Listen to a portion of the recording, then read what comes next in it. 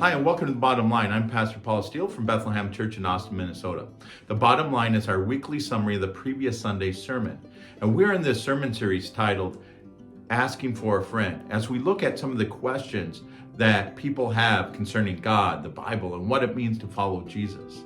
This last week, we looked at the question, if God is good, why does he allow evil to exist?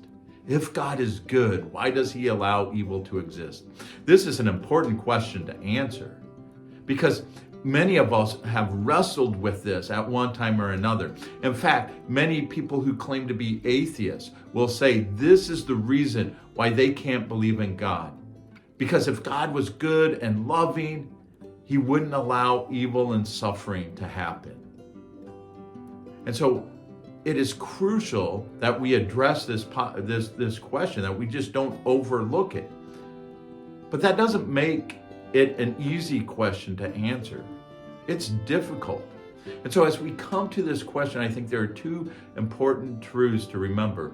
And the first is that the Bible accepts that evil and suffering exist, that they are a real part of the world that we live in. And they also point to the fact that the world that we live in isn't what it should be.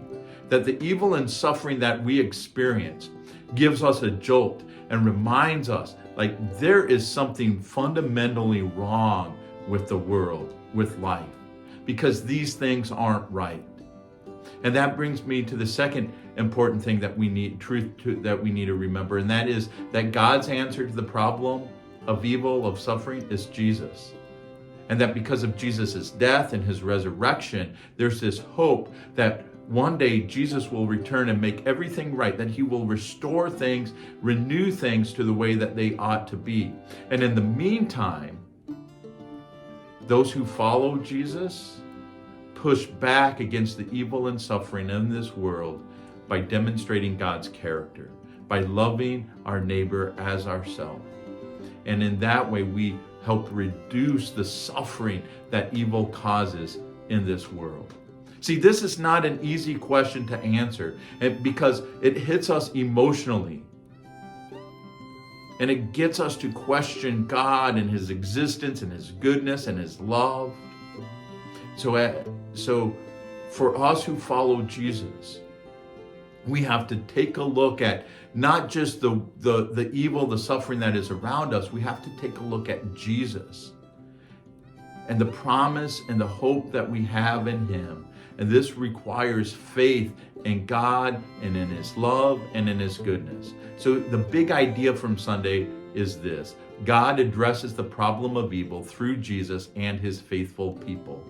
God addresses the problem of evil through Jesus and his faithful people. God doesn't answer the question why he allows evil to exist, but he does say, here's the answer to the problem. It's Jesus, and it's my people who are called by my name, who love their neighbors as their self. And so our challenge this week is to resist evil by doing good. Resist evil by doing good.